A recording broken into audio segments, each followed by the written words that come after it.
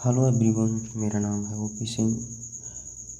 आज हम लोग हड़प्पा सभ्यता का कैसे उद्भव हुआ, उसको बसाने वाले लोग कौन थे, फिर उसका विकास कैसे हुआ और लास्ट में उसका पतन कैसे हुआ, इस पर सारी बातें समझेंगे।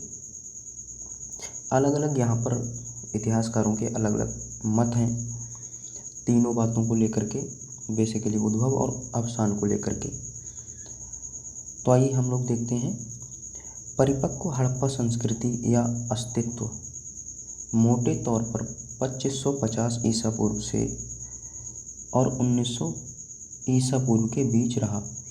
मतलब जो परिपक्व हड़प्पा संस्कृति का समय माना जाता है, जिस समय सबसे विकसित थी हड़प्पा संस्कृति, वो 2550 से 1900 ईसा पूर्व के बीच का समय माना जाता है। लगता है अपने अस्तित्व की पूरी अवधि भर ये संस्कृति एक ही प्रकार के औजारों, हथियारों और घरों का प्रयोग करती रही। ऐसा भी पता चलता है हमें कि हड़प्पा संस्कृति के लोग एक ही प्रकार के औजार, हथियार और एक ही प्रकार के घरों का उपयोग करते रहे। सारी जीवन पद्धति में एक रूपता बनी रही। वही नगर योजना, वही मोहरें और वही मृण मूर्तियाँ और वही लंबे लंबे चार्ट फलक दिखाई देते रहे। मतलब अपने संपूर्ण जीवन काल में नगर योजना भी वही रही, मोहरें भी उसी तरह की, मृण मूर्तियाँ भी उसी। ये मृण मूर्तियाँ क्या हैं? टेराकोटा की जो पकी मिट्टी की मूर्तियाँ होती हैं उनको मृण मूर्तियाँ बोलते हैं। साथ ही साथ लंबे लंबे चार्ट फलक, ये सारी वही चीज़ें रहीं। लेकिन इस अपरिवर्तनीयता पर बहुत अधिक जोर देना ठीक नहीं होगा। हम ऐसा नहीं कह सकते कि बिल्कुल भी परिवर्तन नहीं हुआ। हमें मोहनजोदड़ो की मृदुभांड कला में समय समय पर परिवर्तन भी दिखाई देते हैं। मोहनजोदड़ो की जो मृदुभांड कला है, मिट्टी के बर्तन बनाने की जो आर्ट है, कला है, उसमें परिवर्तन देखने को मिलते हैं। ईसा पूर्व 19वीं सदी में आकर इस संस्कृति के दो महत्वपूर्ण नगर हड़प्पा और मोहनजोदड़ो लुप्त हो गए। ईसा पूर्व 19वीं सदी में हड़प्पा के कौन से दो नगर इस सभ्यता के, हड़प्पा सभ्यता के, एक तो हड़प्पा और मोहनजोदड़ो, ये दो लुप्त हो जाते हैं, मतलब ये ख़त्म हो जाते हैं। लेकिन अन्य स्थानों में हड़प्पा संस्कृति धीरे धीरे क्षीण हुई और क्षीण होते होते भी गुजरात, राजस्थान, हरियाणा और पश्चिम उत्तर प्रदेश के अपने सीमांत क्षेत्रों में लंबे समय तक जीवित भी रही। तो हड़प्पा और मोहनजोदड़ो ये दो स्थल सबसे पहले 1900 ईसा पूर्व में या फिर 19वीं सदी ईसा पूर्व में समाप्त हो जाती हैं आकर के। बाकी क्षेत्रों में, आसपास के क्षेत्रों में ये संस्कृति लंबे समय तक जीवित रही। हड़प्पा संस्कृति का उद्भव जानना जितना कठिन है, उतना ही कठिन है उसका अंत जानना, कि इसका अंत कैसे हुआ। अब यहाँ प्रश्न ये है कि हड़प्पा और मोहनजोदड़ो जैसे ये शहर, बड़े बड़े नगर, ये कैसे लुप्त हो गए, कहाँ चले गए ये। कई हड़प्पा पूर्व बस्तियों के अवशेष पाकिस्तान के निचले सिंध और बलूचिस्तान प्रांत में तथा राजस्थान के कालीबंगा में मिले हैं। हड़प्पा पूर्व बस्तियों के अवशेष, जहाँ पर हड़प्पा सभ्यता वसी थी, उससे पहले उस स्थान पर उससे पहले कौन लोग थे, तो उन लोगों की बस्तियों के अवशेष पाकिस्तान के निचले सिंध वाले क्षेत्र से मिले हैं, बलूचिस्तान के क्षेत्र से। बलूचिस्तान क्या है? पाकिस्तान का एक प्रदेश है, प्रांत है। और राजस्थान में कालीबंगा से भी मिले हैं।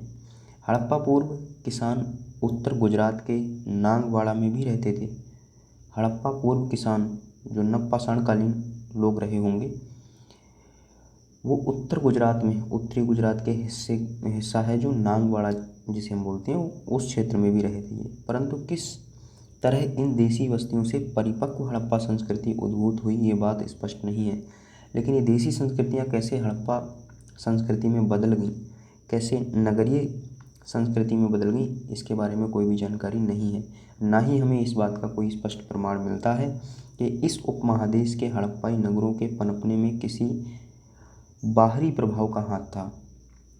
ना ही इस तरह की हमें कोई बात पता चलती है, कोई इस तरह का प्रमाण मिलता है कि हमारे इस उपमहादेश या उपमहाद्वीप में हड़प्पाई नगरों के पनपने में किसी बाहरी व्यक्ति का हाथ था या नहीं, ऐसी भी कोई जानकारी नहीं मिलती। हो सकता है कि हड़प्पा की शहरी संस्कृति के विकास में मेसोपोटामिया के नगरों से कुछ प्रेरणा मिली हो। हाँ, ऐसा हो सकता है, क्योंकि इसके समकालीन जो सभ्यताएं थी, तो समकालीन सभ्यताएं या देश एक दूसरे से प्रेरणा लेते रहते हैं। तो ऐसे हो सकता है कि मेसोपोटामिया के नगरों को देख करके इन लोगों ने नगर बनाए हों। परंतु हड़प्पा संस्कृति देसी ढंग की थी, इस बात में भी कोई शंका नहीं है। हड़प्पा संस्कृति भले नगरीय थी, लेकिन वो देसी टाइप की थी, इसमें भी कोई डाउट नहीं है। इसमें कई ऐसे तत्व हैं जो इसे पश्चिम एशिया की समकालीन संस्कृतियों से पृथक करते हैं। कई ऐसी चीज़ें हैं जो पश्चिम एशिया की इसके समकालीन जो संस्कृतियाँ थीं, उन ऐसे तत्वों के कारण, उन ऐसी बातों के कारण ये उनसे भिन्न है। सिंधु सभ्यता के नगरों की योजना जाल पद्धति की है। जो सिंधु सभ्यता के नगर हैं उनकी योजना कैसी है? जाल पद्धति की जैसी। और इसमें सड़कों, नालियों और मलकुंडों की अच्छी व्यवस्था की गई है। दूसरी ओर मेसोपोटामिया के नगरों में बेतरतीब बढ़ते जाने की प्रवृत्ति देखी जाती है। मतलब इसमें इस तरह की सिचुएशंस नहीं है, नगर योजना नहीं है मेसोपोटामिया में, केवल जनसंख्या बढ़ती गई, बसती गई, इस तरह की चीज़ें हैं। जैसे कि आज हम देखते हैं हड़प्पा संस्कृति के सभी नगरों में सभी मकान आयताकार हैं, जिनमें पक्का स्नानघर और सीढ़ीदार कुआं संलग्न है। इस संस्कृति की विशेषता और ये भी है कि इसके जो नगर हैं, इनमें जितने भी मकान हैं वो कैसे हैं? आयताकार, और सभी में एक बाथरूम है, स्नानघर और एक सीढ़ीदार कुआं भी है हर घर में। और घर कैसे हैं? आयताकार। पश्चिम एशिया के नगर में इस तरह की नगर योजना नहीं पाई गई है। पश्चिम एशिया के जो नगर हैं उनमें इस तरह की नगर योजना देखने को नहीं मिलती है। संभवतः कीट द्वीप के नोसस नगर को छोड़ प्राचीन युग के किसी भी अन्य नगर में जल विकास का ऐसा उत्तम प्रबंध देखने को नहीं मिलता। तो ये कीट द्वीप है, इसका एक नगर है नोसस, ये हड़प्पा के समकालीन था। तो केवल प्राचीन युग में उस समय इसकी व्यवस्था ऐसी थी जैसे कि हड़प्पा सभ्यता की। हड़प्पाई लोगों ने पकी ईंटों के इस्तेमाल में जिस कौशल का परिचय दिया है वैसा पश्चिम एशिया वाले नहीं दे पाए। पश्चिम मेसोपोटामिया की सभ्यता को देख लो, वहाँ पकी ईंटों का प्रयोग नहीं किया गया, लेकिन हमारे हड़प्पा वासियों ने पकी ईंटों का ज़्यादा से ज़्यादा यूज किया है। हड़प्पाइयों के मृदभांड और उनकी मोहरें अपने खास ढंग की हैं। हड़प्पाइयों की जो मृदभांड है, मिट्टी के बर्तन और उनकी मोहरें हैं, वो भी अपने प्रकार की हैं, अलग हैं। और इन पर अंकित पशु मंडल स्थानीय है, और इन पर जो पशु अंकित किए गए हैं या पशुओं के ग्रुप अंकित किए गए हैं वो स्थानीय पशु हैं। और सबसे बड़ी बात यह है कि उन्होंने अपनी खास लिपि बनाई जिसका मिस्र और मेसोपोटामिया की लिपि से कोई साम्य नहीं है, कोई लेना देना नहीं है। इनकी खुद की लिपि है, शायद इसीलिए इसको पढ़ना भी कठिन हो रहा है। अगर किसी और लिपि से रिलेट करती तो शायद इसको आसानी से पढ़ा भी जा सकता था। यद्यपि हड़प्पा संस्कृति कांस्य युगीन संस्कृति थी, तथापि इसमें कांस्य का उपयोग सीमित हुआ और ज़्यादातर पत्थर के औजार ही चलते रहे। कांसे का उपयोग सीमित क्यों हुआ? क्योंकि हड़प्पा वासियों ने, तामा राजस्थान से आता था, खेत्री खान से, लेकिन फिर भी इन्होंने कांसे का उपयोग कम किया। कांस्य युगीन सभ्यता थी ये, और सभ्यताओं में कांसे का यूज हुआ था, इन्होंने काफ़ी सीमित मात्रा में किया। अंत में हड़प्पा संस्कृति का क्षेत्र जितना विशाल था उतना विशाल और किसी भी समकालीन संस्कृति का नहीं था। हड़प्पा सभ्यता का जो लास्ट फेज था, उस समय हड़प्पा संस्कृति का क्षेत्र सबसे विस्तृत क्षेत्र था। उस समय की जो बाकी संस्कृतियां थीं, मेसोपोटामिया, मिस्र, इनमें किसी भी सभ्यता का क्षेत्र इतना बड़ा नहीं था जितना कि हड़प्पा सभ्यता का। हड़प्पा नगर की संरचना 5 किलोमीटर के घेरे में फैली हुई है। 5 किलोमीटर के घेरे में फैली हुई है हड़प्पा नगर की संरचना, और इस तरह कांस्य युग में अपने ढंग की बृहत्तम संरचनाओं में आती है ये। अभी तक हड़प्पा जैसे नगर विस्तार अन्य कहीं भी देखने को नहीं मिला है। मेसोपोटामिया की प्राचीन सभ्यताएं तो 1900 ईसा पूर्व के बाद भी टिकी रहीं। मेसोपोटामिया की जो पुरानी सभ्यताएं थी वो 1900 ईसा पूर्व के बाद भी रहीं। हड़प्पा की नगर संस्कृति लगभग उसी समय लुप्त हो गई, 1900 ईसा पूर्व के आसपास। इसके बहुत से कारण बताए जाते हैं क्यों लुप्त हो गई ये संस्कृति, हड़प्पा सभ्यता, हड़प्पा नगर की व्यवस्था क्यों खत्म हो गई, सारी चीज़ें। कहा जाता है कि सिंधु क्षेत्र में वर्षा की मात्रा 3000 ईसा पूर्व के आसपास तनिक सी बढ़ी, और फिर ईसा पूर्व दूसरी सहस्राब्दी में, ईसा पूर्व दूसरी सहस्राब्दी मतलब 2000 वर्ष पहले, ईसा के 2000 वर्ष पहले के आरंभ भाग में कम हो गई। इसमें खेती और पशुपालन पर बुरा असर पड़ा। इससे कुछ लोगों का मत है कि पड़ोस के रेगिस्तान के फैलने से मिट्टी में लवणता बढ़ गई और उर्वरता घटती गई, इसी से सिंधु सभ्यता का पतन हो गया। अगर ये कारण हम मान लें तो ये पर्याप्त नहीं है, क्योंकि फिर इतनी जल्दी कैसे पतन हो गया उसका, इतने बड़े नगर का। दूसरा मत यह है कि ज़मीन धंस गई या ऊपर उठ गई, जिससे इसमें बाढ़ का पानी जमा हो गया और भूकंप के कारण सिंधु नदी की धारा बदल गई, जिसके फलस्वरूप मोहनजोदड़ो का पृष्ठ प्रदेश वीरान हो गया। मोहनजोदड़ो के बारे में कहते हैं कि ज़मीन धंस गई और या फिर ऊपर उठ गई, जिससे कि बाढ़ का पानी इसमें जमा हो गया और भूकंप के कारण सिंधु नदी की जो धारा है वो बदल गई, जिससे मोहनजोदड़ो का जो क्षेत्र था वो बह गया उसमें। ये भी माना जाता है कि हड़प्पा संस्कृति को आर्यों ने नष्ट किया, पर इसका साक्ष्य बहुत कम है कि इस सभ्यता को आर्यों ने नष्ट किया। कांस्य युग की इस विशालतम सांस्कृतिक सत्ता के विघटन के परिणाम क्या क्या हुए और अभी तक स्पष्ट नहीं। मतलब इस संस्कृति के जो हड़प्पा सभ्यता थी, हड़प्पा सभ्यता का विनाश हुआ, इसका विघटन हुआ, तो इसके रिजल्ट क्या क्या हुए ये भी हमें अभी तक ज्ञात नहीं है। हम नहीं जानते कि क्या नगर के उजड़ जाने से बणिक और शिल्पी लोग देहात की ओर चले गए और वहाँ हड़प्पा के तकनीकी कौशलों को फैलाया। इस बात का ज्ञान नहीं है हमारे पास। हमें सिंधु, पंजाब और हरियाणा की नागरिकोत्तर काल की स्थिति के बारे में काफ़ी जानकारी नहीं है। सिंधु, पंजाब और हरियाणा की नागरिकोत्तर काल मतलब हड़प्पा सभ्यता के बाद की हमें चीज़ें नहीं पता है वहाँ पर कि हड़प्पा वासियों का फिर क्या हुआ। सिंधु क्षेत्र के भीतर हम खेतीहरों की बस्तियाँ तो पाते हैं, खेतीहर मजदूर, लेकिन पूर्व काल की संस्कृति के साथ उनका संबंध स्पष्ट नहीं होता है कि पूर्व काल की जो संस्कृति थी सिंधु क्षेत्र में उससे उनका कोई लेना देना है, कोई रिलेशन है, ऐसा कुछ स्पष्ट नहीं होता। हमें स्पष्ट और पर्याप्त जानकारी की अपेक्षा है, तो हमें ये नहीं पता है कि चीज़ें क्या रही, कैसे पतन हुआ सिंधु घाटी सभ्यता का। हड़प्पा और मोहनजोदड़ो ये दो स्थल पहले ही समाप्त हो गए 1900 ईस्वी के आसपास, ईसा पूर्व के आसपास। हड़प्पा संस्कृति की नागरिकोत्तर अवस्था। हड़प्पा संस्कृति शायद 1900 ईसा पूर्व तक जीती जागती रही। बाद में इसकी नागरिक अवस्था लुप्त सी हो गई, जिसके परिचायक थे सुव्यवस्थित नगर। नागरिक अवस्था में क्या क्या चीज़ें थीं? सुव्यवस्थित नगर थे, नगर निवेश था, व्यापक ईंट संरचनाएं थीं, लिखने की कला, मानक बाट माप, दुर्ग नगर और निम्न स्तरीय शहर के बीच अंतर, कांसे के औजारों का इस्तेमाल और काले रंग की आकृतियों से चित्रित लाल मृदभांड का निर्माण किया जाता था। ये सारी विशेषताएं किसकी हैं? नागरिक अवस्था की। जब मनुष्य कैसे थे? इस समय शिक्षित थे, समझदार थे, ये सब प्रकार की चीज़ें बनाते भी थे। उसको हम कह रहे हैं नागरिक अवस्था, और नागरिकोत्तर अवस्था उसके बाद की अवस्था। इसकी शैलीगत एकरूपता समाप्त हो गई और शैली में भारी विविधता आ गई। अब चीज़ें क्या देखने को मिलती हैं हड़प्पा सभ्यता की नागरिकोत्तर अवस्था में? शैलीगत एकरूपता समाप्त हो गई, मतलब पहले एक जैसी चीज़ें जिस शैली में बन रही थी अब उनमें विविधता देखने में आती है। नागरिकोत्तर हड़प्पा संस्कृति के कुछ लक्षण पाकिस्तान में, मध्य एवं पश्चिमी भारत में तथा पंजाब, राजस्थान, हरियाणा, जम्मू और कश्मीर, दिल्ली और पश्चिम उत्तर प्रदेश में भी दिखाई देते हैं। इनका काल मोटे तौर पर 1900 ईसा पूर्व से 1200 ईसा पूर्व तक हो सकता है।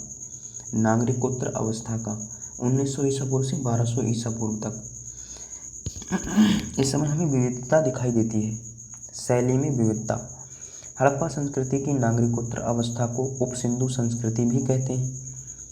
पहले इस संस्कृति को हड़प्पोत्तर बतलाया जाता था, पर अब ये उत्तर हड़प्पा संस्कृति के नाम से अधिक जाना जाता है। उत्तर हड़प्पा संस्कृति भी इसको कहते हैं, नागरिकोत्तर अवस्था को उपसिंधु संस्कृति भी कहते हैं, और पहले शुरुआत में इसको हड़प्पोत्तर संस्कृति कहते थे। उत्तर हड़प्पा संस्कृतियाँ मूलतः ताम्रपाषाणिक हैं, जिनमें पत्थर और तांबे के औजारों का उपयोग होता था। अभी देखिए हड़प्पा के बाद की संस्कृतियां हैं, लेकिन इनमें तांबे का, पत्थर का उपयोग हो रहा है। इनमें धातु के ऐसे ही उपकरण बनते थे जिनकी ढलाई आसान है। इस तरह के उपकरण बनाए जाते थे जिनको आसानी से बनाया जा सके। फिर भी कुल्हाड़ी, छेनी और कंगन, वक्र, अस्तुरा, बंसी और बर्छा ये चीज़ें मिलती हैं अवशेष के रूप में।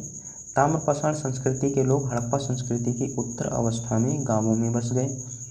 ताम्रपाषाण संस्कृति के जो लोग थे वो हड़प्पा संस्कृति की उत्तर अवस्था में कहाँ बस गए थे? गांवों में। और खेती, पशुपालन, शिकार और मछली पकड़ने का काम करने लगे। शायद देहातों में धातु संबंधी तकनीकी जानकारी के फैलने से खेती करने और बस्तियां बनाने में सहूलियत हुई। देहातों में धातु संबंधी तकनीकी जानकारी आ जाने से खेती करना आसान हो गया, बस्तियां बनाना आसान हो गया। गुजरात के प्रभास पाटन जो सोमनाथ वाला क्षेत्र है और रंगपुर जैसे कुछ स्थान तो हड़प्पा संस्कृति के मानो औरस पुत्र, मतलब अपनी धर्मपत्नी से उत्पन्न पुत्र को क्या बोलते हैं?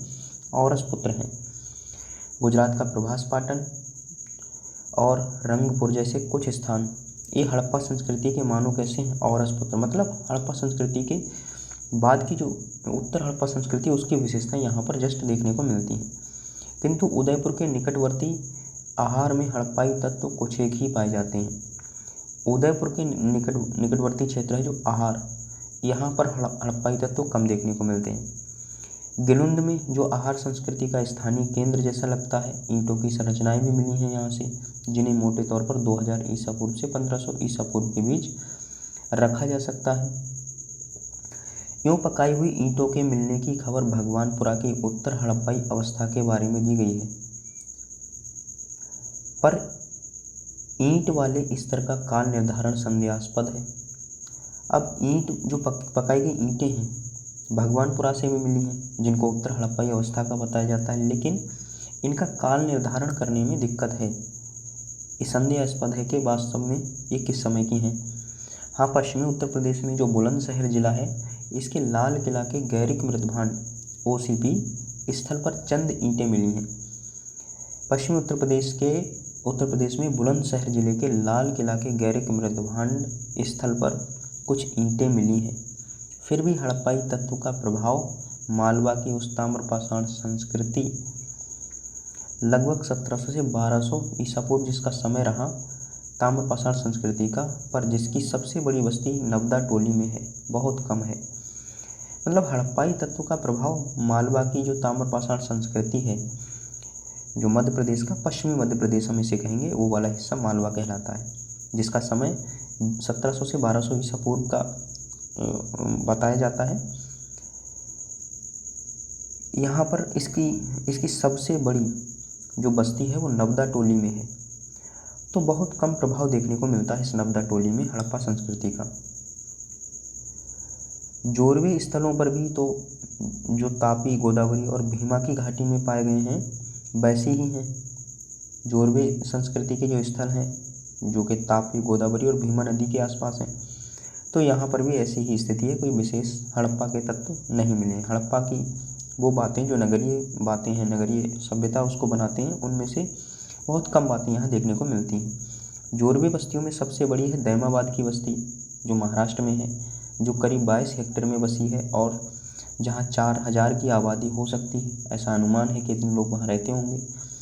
इसका स्वरूप आद्य नगरीय कहा जा सकता है। आद्य नगरीय मतलब, आद्य का मतलब है शुरुआत, नगरों की शुरुआत, शुरुआती अवस्था, इस तरह की बस्ती ये थी। लेकिन अधिकांश जोरवे बस्तियां गांव ही हैं। जोरवे संस्कृति की ज़्यादा बस्तियां कैसी हैं? गांव। नागरिकोत्तर हड़प्पाई बस्तियां स्वात घाटी में मिली हैं। नागरिकोत्तर हड़प्पाई बस्तियां या उत्तर हड़प्पाई बस्तियां स्वात घाटी में भी मिली हैं। यहाँ वे लोग पशुचारण के साथ साथ अच्छी खेती और पशुपालन भी करते थे।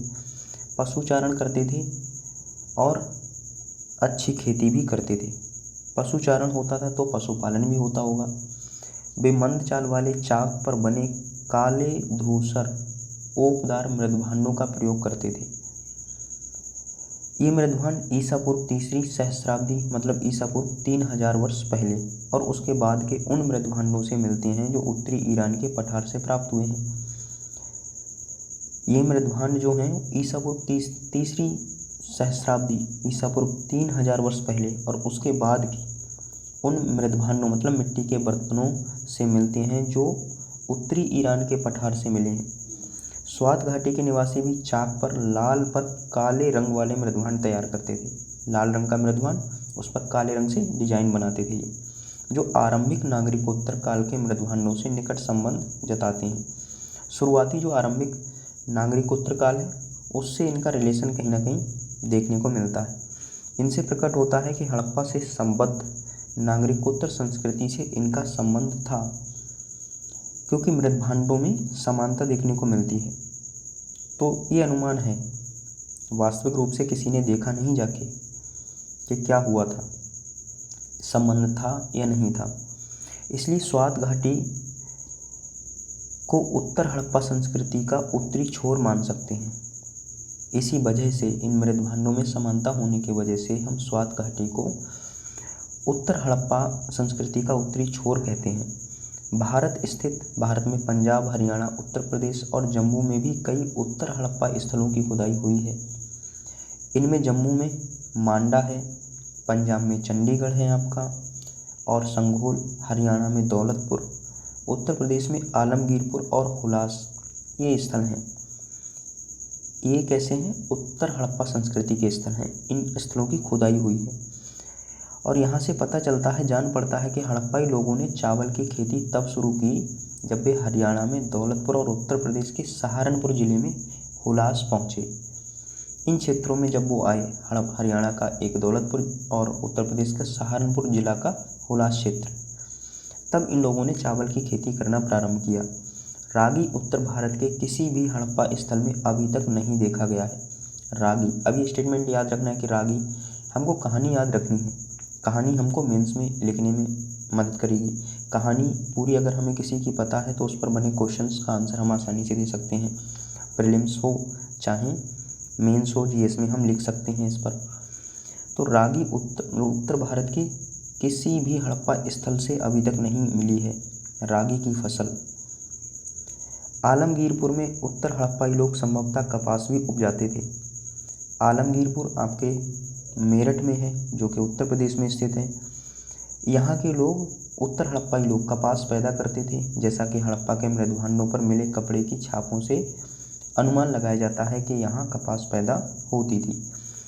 उत्तरी और पूर्वी क्षेत्रों के उत्तर हड़प्पा स्थलों में जो चित्रित हड़प्पाई मृदभांड पाए गए हैं, उत्तरी और पूर्वी क्षेत्रों के उत्तर हड़प्पा स्थलों में, उत्तर हड़प्पा स्थल ये वही चीज़ें हैं, नागरिकोत्तर हड़प्पा स्थल हम इसको कह सकते हैं, में जो चित्रित हड़प्पाई मृदभांड पाए गए हैं उनमें आकृतियाँ अपेक्षाकृत सरल हो गई हैं। आकृतियाँ कैसी हैं? सिंपल बनाई जाने लगी अब।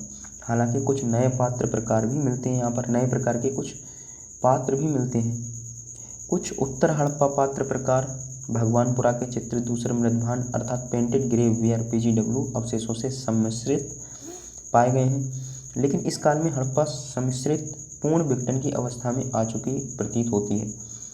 तो उत्तर हड़प्पा पात्र प्रकार ये कहाँ से मिले हैं? भगवानपुरा के जो पेंटेड ग्रेववेयर हैं, चित्रित दूसरे मृदभांड हैं, इन अवशेषों से सम्मिश्रित मिले हैं, लेकिन इस काल में हड़प्पा सम्मिश्रित पूर्ण विघटन की अवस्था में आ चुकी थी, मतलब पूर्ण विघटन समाप्ति की ओर।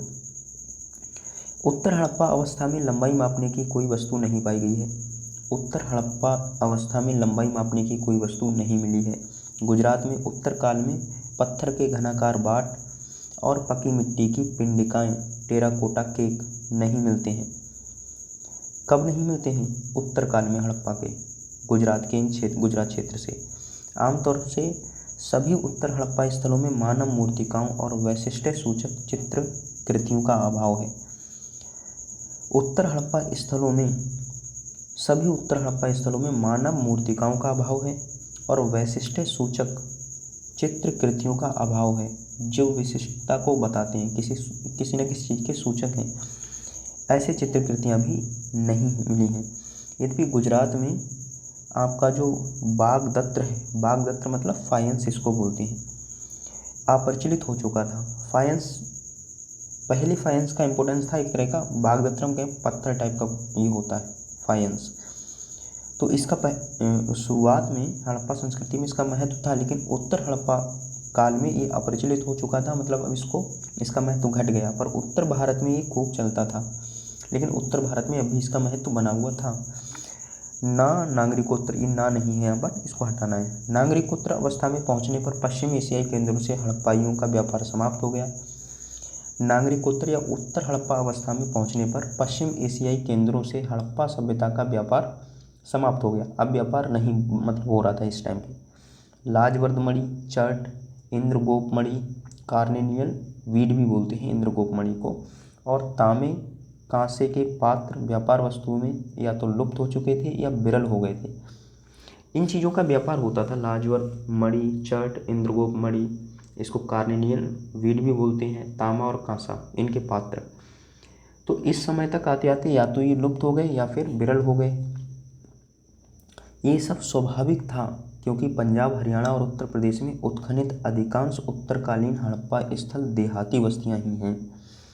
ये सब यहाँ हो सकता था क्योंकि पंजाब का क्षेत्र है, हरियाणा का, उत्तर प्रदेश का, यहाँ पर जो उत्तर हड़प्पाई कालीन स्थल हैं जिनकी खुदाई हुई है, तो वो सब कैसे मिले हैं? देहाती बस्तियाँ मिली हैं। तो यहाँ पर ये चीज़ें वैसे ही कम होंगी। लाजवर्दमणि, यहाँ इनका क्या काम? हड़प्पा संस्कृति की उत्तरकालीन अवस्थाओं में कुछ बाहरी औजार और मृदभांड पाए गए हैं। हड़प्पा संस्कृति की उत्तरकालीन अवस्थाओं में कुछ बाहरी औजार मिले हैं। बाहरी औजार और मृदभांड, मिट्टी के बर्तन, जिनसे संकेत मिलता है कि सिंधु घाटी में बाहर के लोग धीरे धीरे प्रवेश करने लगे थे।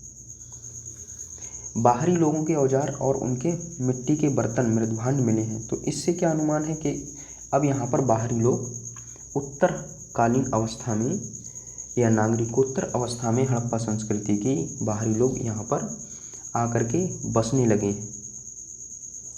मोहनजोदड़ो की अंतिम अवस्था में असुरक्षा और अशांति के कुछ लक्षण दिखाई देते हैं। अब मोहनजोदड़ो की बात करते हैं यहाँ पर। इसका जो लास्ट फेज था उसमें असुरक्षा और अशांति के कुछ लक्षण दिखाई देते हैं। आभूषणों की निधियाँ स्थान स्थान पर गड़ी मिली हैं। जगह जगह पर आभूषण गड़े हुए मिले हैं और एक स्थान पर आदमी की खोपड़ियों का ढेर भी मिला है। इसीलिए मोहनजोदड़ो को मृतकों का टीला भी बोलते हैं। मोहनजोदड़ो की ऊपरी सतहों पर नई किस्म की कुल्हाड़ियाँ, छुरे और पसलीदार और सपाट चूल वाली छुरियाँ मिली हैं। देखिए ये सारी चीज़ें क्या बता रही हैं? अंतिम अवस्था में असुरक्षा और अशांति के कुछ लक्षण देखने को मिलते हैं। क्यों? क्योंकि जगह जगह पर, स्थान स्थान पर क्या है? कुछ निधियाँ, आभूषण गड़े हुए हैं। आभूषणों को के हम कहें कि स्रोत यहाँ पर गड़े हुए हैं। और एक स्थान पर आदमी की खोपड़ियों का ढेर भी मिला है। तो इससे क्या पता चलता है? या तो कोई महामारी रही होगी या फिर इन पर हमला हुआ होगा। मोहनजोदड़ो की ऊपरी सतहों पर नई किस्म की कुल्हाड़ियाँ मिली हैं। नए प्रकार की कुल्हाड़ियाँ मिली हैं ऊपरी सतहों पर मोहनजोदड़ो की। छुरे और पसलीदार और सपाट चूल वाली छुरियाँ मिली हैं। तो इससे पता चलता है ना, यहाँ पर ये नए प्रकार के लोग आए हैं, उनकी हैं ये। हो सकता है इन लोगों ने उन पर अटैक करके उनको ख़त्म किया हो और फिर ये बस गए हों यहाँ पर। ये कुछ बाहरी आक्रमण के संकेत देती हैं ये सारी बातें। हड़प्पा की अंतिम अवस्था के एक कब्रिस्तान में नए लोगों के अवशेष मिले हैं। हड़प्पा की अंतिम अवस्था के एक कब्रिस्तान में नए लोगों के अवशेष मिले हैं, जहाँ नवीनतम स्तरों पर नए प्रकार के मृदभांड हैं। और वहाँ पर जो नवीन स्तर हैं, ऊपर के स्तर, हम खुदाई करते हैं तो पहले ऊपर का स्तर, फिर सेकेंड लेयर, थर्ड लेयर, इस तरह से चलते हैं। तो ऊपर की लेयरों में नए प्रकार के मृदभांड भी मिले हैं। और अंतिम अवस्था का जो कब्रिस्तान है वहाँ पर नए लोगों के अवशेष मिले हैं। तो नए लोगों का प्रवेश हुआ, ये तो सिद्ध होता है इससे। नए प्रकार के मृदभांड बलूचिस्तान के कुछ स्थलों पर भी मिलते हैं। पाकिस्तान का जो बलूचिस्तान प्रांत है, यहाँ पर भी मृदभांड के नए प्रकार के मृदभांड के अवशेष मिलते हैं यहाँ से।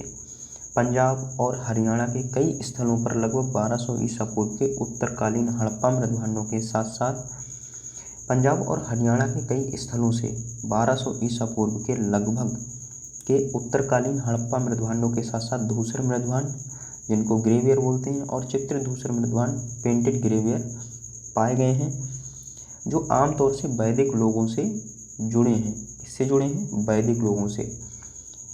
ये सारे काम उन अश्वारोही लोगों के हो सकते हैं जो ईरान अथवा दक्षिण मध्य एशिया से पहाड़ियों के रास्ते आए होंगे।